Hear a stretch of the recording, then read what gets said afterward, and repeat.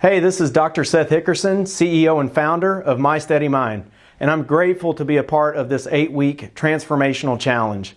And I'm looking forward to sharing with you some tips to help you transform your mindset and really improve your mental health. So, my background and what got me into this, I was not always into mental health training and cognitive fitness. Believe me, we're going to talk about subconscious self-sabotage, and I was one of the worst at that, and I can still do it. It happens, right? It's never about perfection, it's about progress and probability. But I was fortunate throughout my career with education and military training to get exposed to things that helped me learn how to train mentally. So as a 2-branch military veteran, both Navy and Air Force vet, I got to see a lot of cool places and do a lot of cool things. My first duty station when I was 19 was Tokyo, Japan. So I lived in Japan for 3 years, and that's when I started getting exposed to, a lot of like mindfulness, meditation, contemplative practice and things like that by living over there and just, struggling with my own issues at that time and looking for answers and solutions. I tried some of these things and they worked. So got exposure to that, lived in Spain for a while also. And then through school, doing an undergrad in health and physical education, a master's in sports psychology, and a doctorate in educational leadership. I've always been a high performance coach, and the thing that truly separates, the good from the great is the mind and the mindset training. And so that's what I'm passionate about, and that's what I do. And not only does it help with performance, improving performance and achieving goals, but it also just helps us deal with the daily stressors of our lives. And so excited to bring you some cognitive fitness information and tips and techniques.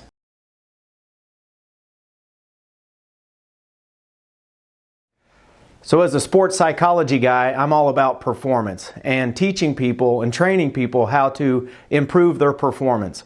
And cognitive fitness training is what lets us really learn how to do the secret skill, how to maximize our potential for elite performance, whatever that may mean to you. And so one of the things I like to do with people is a thought activity. And this thought activity is really going to help you out there think about what your current levels of health are with these 4 pillars I'm about to talk about.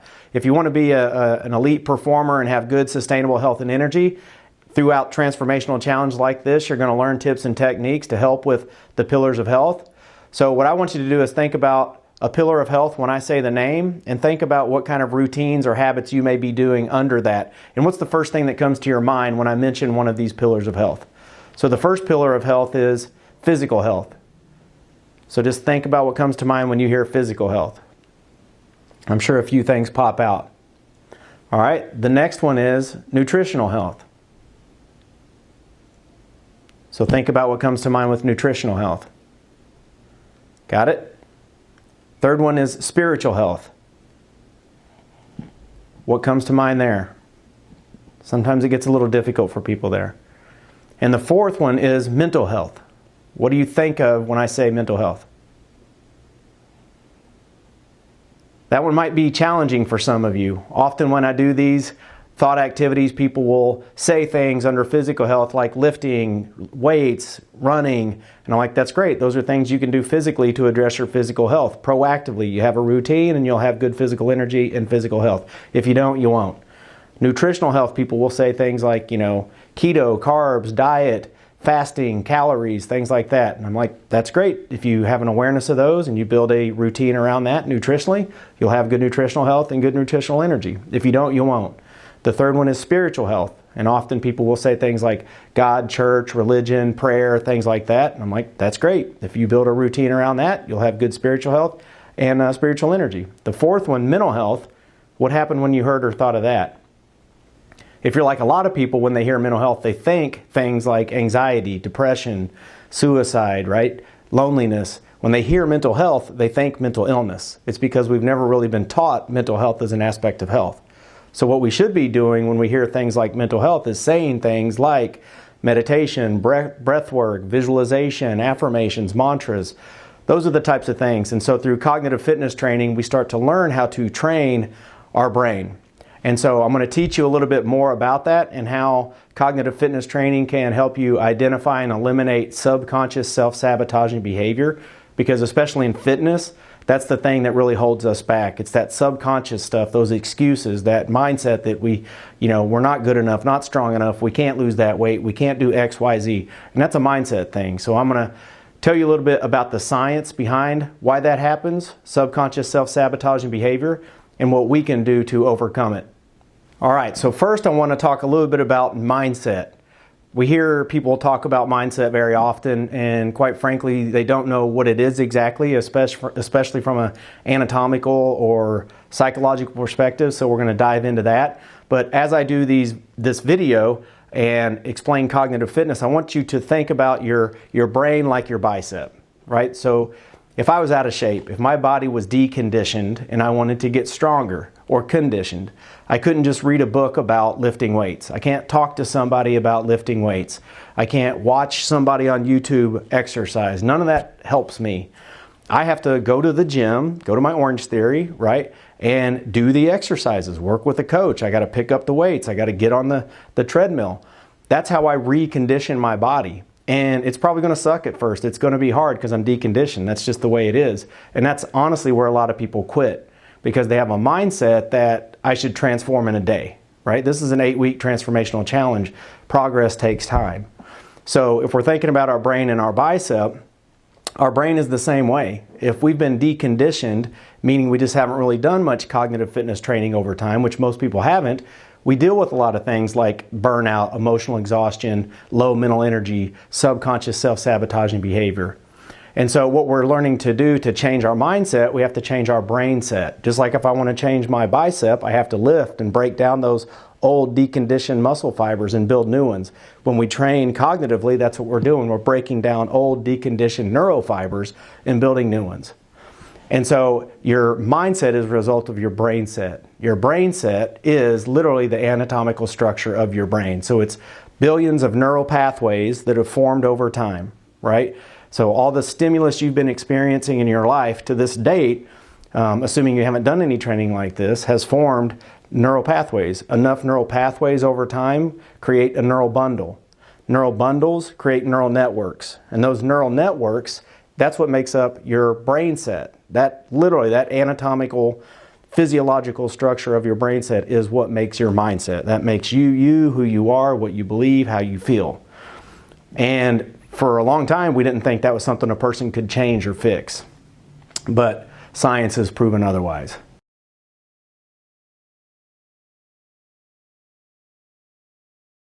So now that we know a little bit about brain set and what that is, now we're going to talk about neuroplasticity and learning how to update our brains like our phones.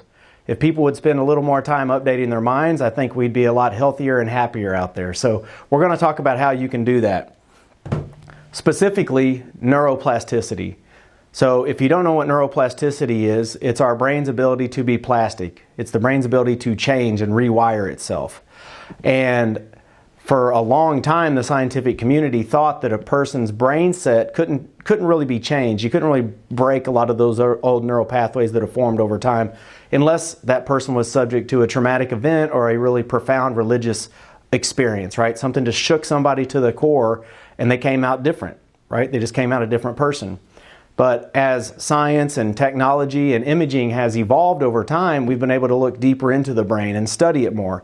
And one of the things that the scientific community found, and they did this during monks about 30 years ago while monks were meditating.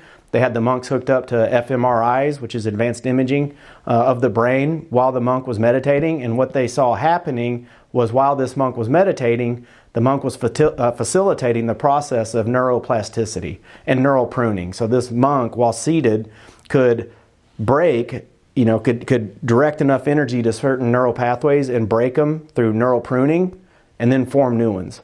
And so that's one of the biggest scientific findings we've had in the history of science and brain health, knowing that we have the power and the ability to do that on our own.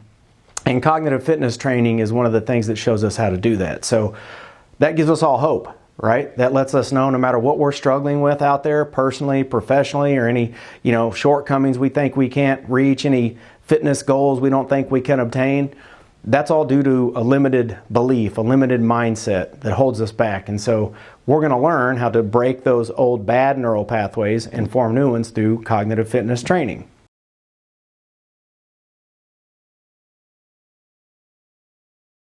So when we're doing cognitive fitness training and you're starting to do exercises, because that's what we have to do. Remember, I talked about if I wanted to lift the weight, I have to go do something, and I start doing the curl and it hurts and it's hard and I'm breaking things down. That's kind of the same with cognitive fitness training. When we start doing things like thought-stopping techniques or reframing techniques, and I'm going to share with you a couple here at the end of this video, it's an exercise and it can be hard. That's why a lot of people quit training mentally, because they think they should be the Dalai Lama in 5 minutes, but it doesn't work that way. But we have to do exercises. So you can't just watch this video and all of a sudden change your brain. You have to do some things, and I'm going to give you a couple techniques. Because ultimately what it's about from a performance perspective is learning to control the two things that control everything in our life. And most people have no awareness or control over either of these two things. So those two things are your thoughts and your breath. Your thoughts control your mind, your breath controls your nervous system. And through cognitive fitness training, we can learn to control our thoughts and we can learn to control our breath. Our breath controls our nervous system. Most people that are deconditioned out there, they have no awareness of this. And so their thoughts are all over the place. They're just ruminating, they're time traveling, they're scattered. Every thought requires energy. So every time we're having a thought, it's like we're doing a bicep curl. So if I wake up in the morning and just roll out of bed and get on my phone and turn on the news and scream at the kids and make breakfast and check emails, your brain's just doing curls all day, right? And we all know that that would be horrible for my brain if I just picked up weights in the morning and curled them all day. That would destroy the muscle tissue and fibers. It would not be good for my physical health. The magic comes when I do it controlled manner, efficiently, and I set it down and I rest. And so we have to learn to do that mentally also. So we talked about neuroplasticity, and that is just letting us know that our brains have the ability to rewire, to be plastic, and it happens at any age. So regardless of where you're at in life right now, it works if you do some of the right things. Secondly, I think the most important thing we need to understand is what that neurological process is that forms neural pathways. So we at My Steady Mind call that process STIA, and it stands for stimulus, thought, emotion, and action. So every neural pathway that forms is a result of a stimulus creating a thought creates an emotion. That's literally energy in motion. That's the neural pathway trying to form. That's what we feel neurologically, physiologically. That forms an action. So a stimulus.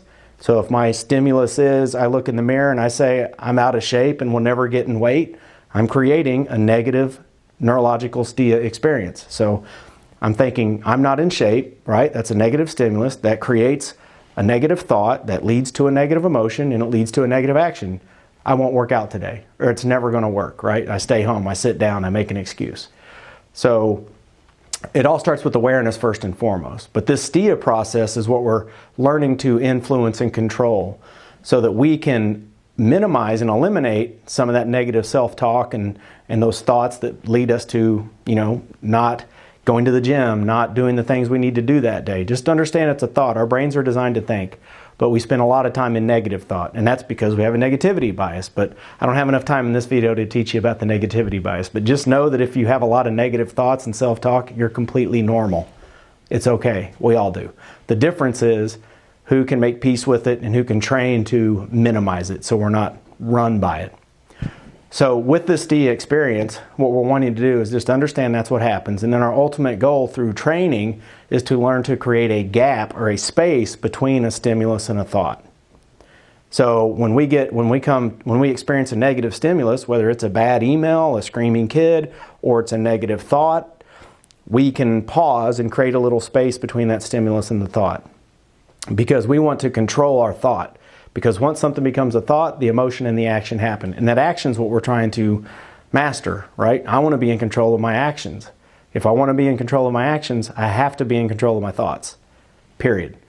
But you can't control all the stimulus around you, so you need defense. And that's what these tactics and techniques and things that we deploy through cognitive fitness training allow you to do. And when you do it in a routine manner and you practice it, just like physical training, meaning you have simple habits and things that you do every day, 2 minutes, 3 minutes, 5 minutes, the process starts to become easier or more automated so that you'll just more quickly respond to negative stimuli. You'll spend more of your day in a positive mindset with more positive emotions and actions. So I'm going to introduce 2 ways that we can create that gap, create that space. And with that space, again, this is what helps us minimize subconscious self-sabotaging behavior. So all human beings operate on two levels of awareness: conscious awareness and subconscious awareness. We can do things consciously all the time to screw ourselves up, right? We all do, myself included. And we can sometimes, those are easier to fix because we notice it. It's the subconscious stuff that holds us back. Why can't I lose that weight? Why can't I run that race? Why can't I do this? Why can't I do that? That's the subconscious stuff. So by having awareness of our thoughts and learning how to control some and create this space, this gap, we can minimize that from happening. So, 2 techniques I want to share with you. The first one is a breathing technique. And so our thoughts control our mind and our breath controls our nervous system. So these are things that can create space when we're hit with something negative. So the first breathing technique is the Bammo Breath. The Bammo Breath stands for breathe and move on. So it's a breath and it's a call to action. So when I get hit with something negative, right, a bad email or somebody doesn't like my Facebook page or whatever, I get hit with a negative stimulus, I have awareness that I'm perceiving it as negative. When we perceive something as negative, our sympathetic nervous system engages. We go into fight or flight. Our brain and body doesn't know we're nervous about a bad email. It just knows we're threatened. And so it initiates this fight or flight response, which is don't die. And we don't need to feel like we're about to die trying to respond to an email. So we get the bad stimulus, we thank Bammo. The Bammo breath is a 4-second inhalation through the nose, breathing in through the nose, and we'll do one here in a second, and 4 seconds out through the mouth. So we breathe in through the nose, we'll do one right now, in through the nose, I'll count to 4, out through the mouth, count to 4, and when you're counting, you thank Bammo, 4 seconds in, count 1, 2, 3, 4, because that blocks out whatever craziness is happening around you. Exhale and get back into it. So let's take a Bammo breath. 3, 2, 1. Inhale through the nose. 2, 3, 4. Exhale through the mouth. 2, 3, 4. So practice some of those. You might have felt a little relaxation kick in because you're flipping the switch from sympathetic, which is stress, to parasympathetic, the parachute, to calm you down. So practice the Bammo breath. When you're sitting around, every time you get in your car, every time you walk into the gym, whatever it is, practice some Bammo breaths. And that will help you learn how to flip the switch on your nervous system. The second thing I want to teach you is a visualization tactic to create that gap, right? So I get hit with a negative stimulus where I need to breathe. Bammo creates that space. Now I can control my thoughts, emotions, and actions. So one of the things that a lot of people struggle with from a mindset perspective that leads to a lot of subconscious self-sabotage is time traveling. So most people, right, we're rarely present because we've got so much going on, we're so busy, we got everything happening in our life, our phones, our TVs, our kids, our job, our work, our emails. And so what that causes a lot of people to do that don't have much mindfulness or awareness or don't train mentally is we time travel. What that means is I'm sitting here maybe at work trying to focus on a task, and I get bored or I don't like it or whatever, and I start thinking about the future. I start thinking about something I need to do in a minute or an hour or a month. Well, what happens is we start thinking about something in the future, and we have a tendency to catastrophize it, to think negatively about it, because again, our brain is just wired with that negativity bias.